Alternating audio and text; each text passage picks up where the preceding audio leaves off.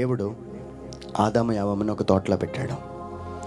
కొన్ని కొన్ని పుస్తకాలలో కొన్ని రిఫరెన్స్లు ఏం చెప్తున్నాయంటే ఆదాము యవ్వ ఏదైనా తోటలో 100 సంవత్సరాలు ఉన్నారంట. ఎన్ని సంవత్సరాలు? జస్ట్ ఇమాజిన్ చేయండి. దేవుడు అలాగా ఆ తోటలోకి వచ్చేవాడు. ఆదాము ఎక్కడున్నావు అనగానే పరుగున వచ్చేసేవాడు. ఇద్దరు మాట్లాడుకునేవాడు. కొంతసేపునాక నీకు తోడుగా ఇచ్చాను కదా, యావమ్మ ఎక్కడుందంటే ఆమెను పిలిస్తే ఆమెను కూడా వచ్చేసేది. కొద్దిసేపు అలా మాట్లాడుకొని అలాగ 100 సంవత్సరాలు ఉన్నారు. వాళ్ళు దేవుడి చేతిలో తయారు చేయబడిన వాళ్ళు. కానీ ఒకరోజు దేవుడు వద్దు అన్న పండు ఎప్పుడైతే తిన్నారో దేవుడు ఏం చేశాడో తెలుసా? నువ్వు ఫస్ట్ బోర్న్ అయినా, నువ్వు దేవునికి ప్రియమైన వాడివైనా, దేవుని చేతిలో తయారు చేయబడిన వాడు. మనందరం ఈ లోకంలోకి ఎలాగొచ్చామో తెలుసా? మనకొక పుట్టుకొక్క కారణం మన తల్లిదండ్రులు అయితే, ఆదాము పుట్టుకొక్క కారణం దేవుడు. So special.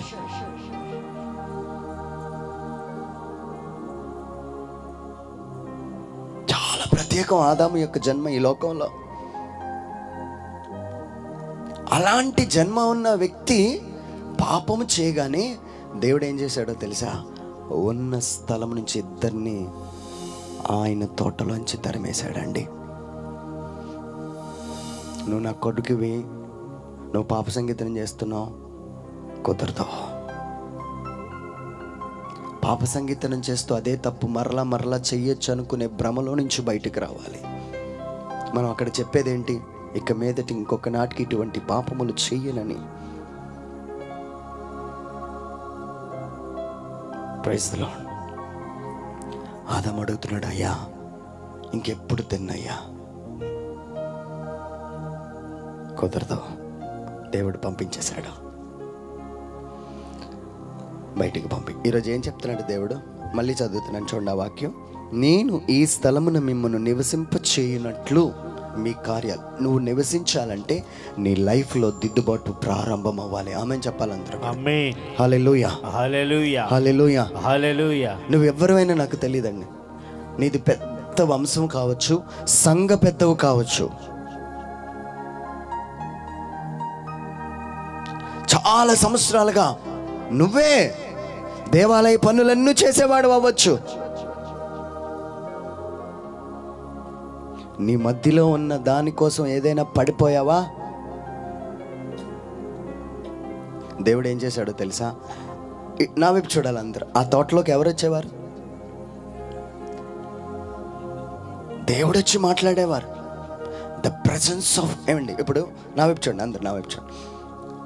ఒక వెలుగు చీకట్లో బాగా, మీకు తెలిసి ఇదంతా డార్క్గా ఉంది, ఒక వెలుగు అక్కడ వచ్చిందంటే మొత్తం ఆ చీకటి అంతా వెలుగుగా మారుతుంది. అవునా? ద ప్రెజెన్స్ ఆఫ్ గాడ్,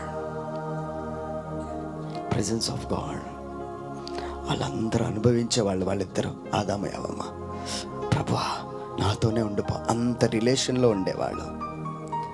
కానీ ఎప్పుడైతే పాపం చేశారో దేవుడు, అబ్బాయి ఈ స్థలంలో నివసించడానికి నీకు అర్హత లేదయ్యా, వెళ్ళిపోండి, ఇద్దరు పంపించేశాడు. ఈరోజు ఈ సంఘంతో దేవుడు మాట్లాడుతున్న మాట. హల్లెలూయా, హల్లెలూయా. ఒకసారి చప్పట్లు కొట్టండి. కొంతమంది పడుకుంటున్నారు. నాకు ఈవెన్ ఒక్కరిద్దరు పడుకున్నా ఇష్టం ఉండదు. అందరూ మరలా దేవుని సన్నిధిలోకి వచ్చేయాలి. ఆమేన్ చెప్పాలి అందరూ. Amen. Praise the lord, praise the lord. Hallelujah, hallelujah, hallelujah, hallelujah. ఈరోజు దేవుడు మీ సంఘంతో మాట్లాడుతున్నాడండి.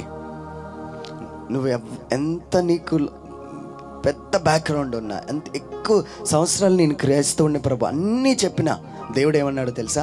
నీ మధ్యలో ఏదైతే శోధన ఉందో దాన్ని జయించకపోతే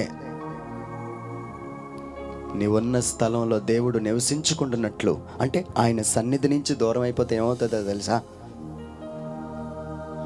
దేశ దిమ్మరు అయిపోతావు. Praise the lord, praise the lord. కయీను ఆబేల్ స్టోరీ మీకు తెలుసు, అవునా? తెలుసా లేదా? ఆయన ఏం చేశాడు? చంపేశాడు. చాలా సింపుల్గా చంపేశాడు. చంపేగానే దేవుడు కయీను దగ్గరకు వచ్చి, కయీను నీ తమ్ముడు ఎక్కడా అంటే, నేనేమైనా కావాలి వాడిని అన్నాడు. కయీను నీ తమ్ముని రక్తం మొరపెడుతుందయ్యా. అని చెప్పి ఆయనను గెంటి వేశాడు. మీకు అర్థమవుతుందా? దేవుడు కయ్యూనిని ఆయన సన్నిధి నుంచి గెంటి వేశాడంట. అప్పుడు ఆయన ఏమైపోయాడు? దేశ దిమ్మరైపోయాడు. అంటే నువ్వు ఏం చేసుకున్నా ఇంకా నీకు దేవుడికి సంబంధం లేనట్లుగా దేశ దిమ్మరవే తిరుగుతున్నాడు ఆయన. లోకంలోకి వెళ్ళిపోయాడు ఆయన. ఈరోజు చర్చ్లో ఫాదర్స్ కానీ దేవుని సేవకులు కానీ మాట్లాడుతున్నప్పుడు ఎందుకనో మనలోనే ఆ మార్పు రావడం లేదండి, ప్రారంభం అవట్లే. దేవుడు ఒక ముద్ర వేసేసాడండి. సామాన్యమైన విషయం కాదు. సిగరెట్ తాగి దేవుని సన్నిధిలోకి వస్తూ, మద్యం తాగి దేవుని సన్నిధిలోకి వస్తూ, కోడి పందాల్లో పాలు పంచుకొని దేవుని సన్నిధిలోకి వస్తూ, దేవుడు ఈరోజు చెప్పమంటున్న మాట, దేవాలయపు గడప దగ్గర కూర్చొని చెప్పయ్యా, నా బిడ్డల మనసు కానీ వారి క్రియలు కానీ మార్చుకోకపోతే వారు నా సన్నిధిలో నివసించినట్లు నేను వారిని తరిమి వేస్తానన్నాడు ఆయన. అప్పుడు మీరేం చెప్తున్నారట? ఇదే మా యెహోవా దేవాలయము. అలాంటి మాటలు విని మోసపోవద్దంటున్నాడు.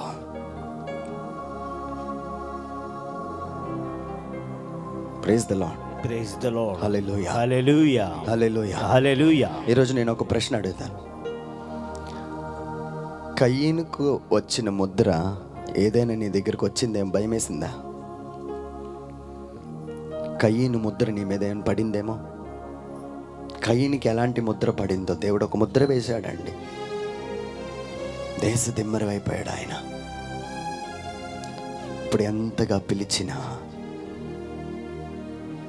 దేవుడు పలకడు ఆయన కోసం. ఒక శాపం.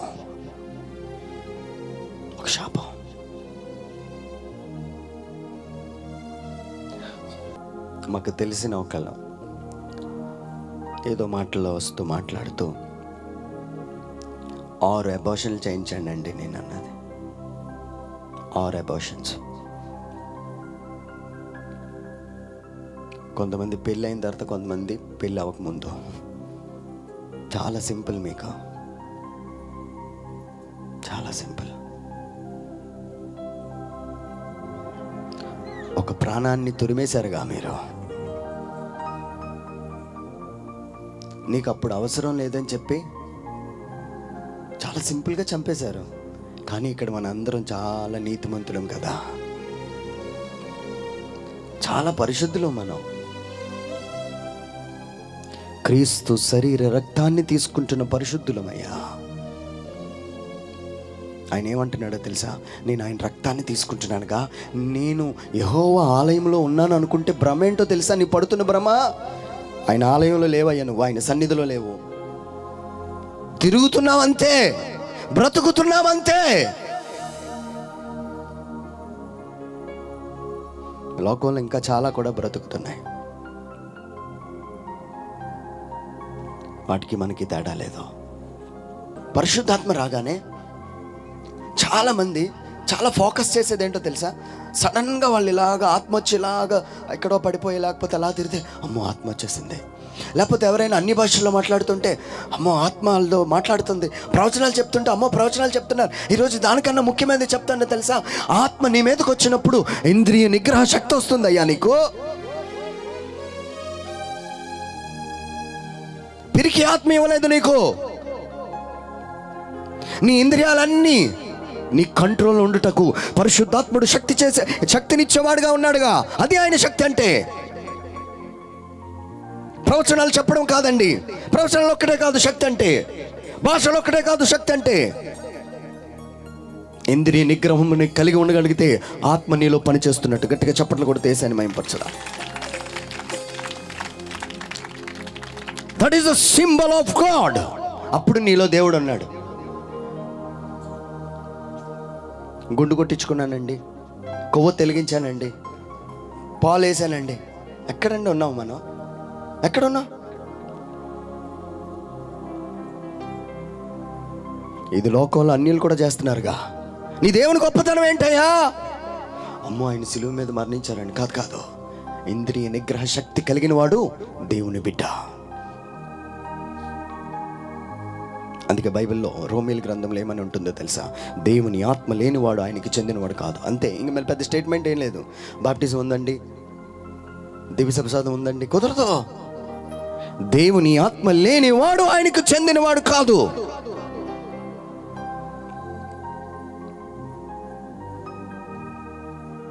ఈరోజు మన జీవితాలను ప్రభు గడిపి ఇది ఇంత మీకు కష్టంగా అనిపిస్తుంది, నాకు తెలుసు.